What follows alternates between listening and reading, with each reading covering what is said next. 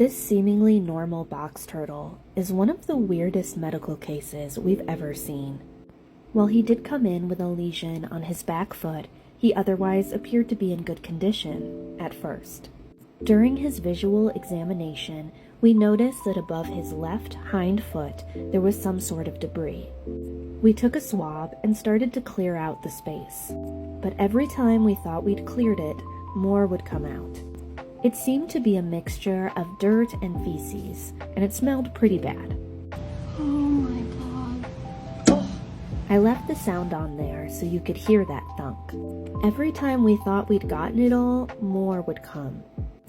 It got to the point where we started questioning what was going on here, because we were having to go up so far into his shell. A box turtle's body should completely fill up their shell. So the question was, where was all of this debris coming from? In this angle, you can kind of start to see why we were very confused. This empty space where Nicole is pulling the debris from is where this turtle's stomach cavity should be. At this point, we also started to see some skin mixed in with that dirt and feces. We were really concerned at this point, and were convinced that once we finished removing all of that material, we were going to be looking at a very large open wound, or at least some really severe dermatitis. To our immense surprise, there was no wound.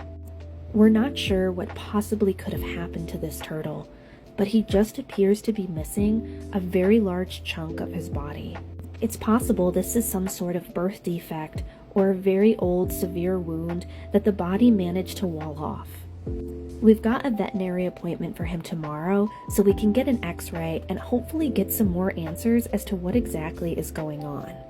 This turtle, who we've named Maverick, was taken out of the wild 10 years ago and has been kept in captivity ever since. The people who surrendered him had no idea he was missing a large portion of his body and had no clues as to how it might have happened. We've reached out to a few people and we can't find anybody who's seen anything like this before. And despite how absolutely insane this looks, we're fairly optimistic about his prognosis. Maverick has good body condition otherwise and is eating and defecating well. He actually came in with another turtle who's in much worse shape.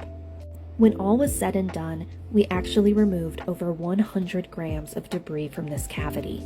And there you can see a clear shot that there's no blood and no wound, just skin.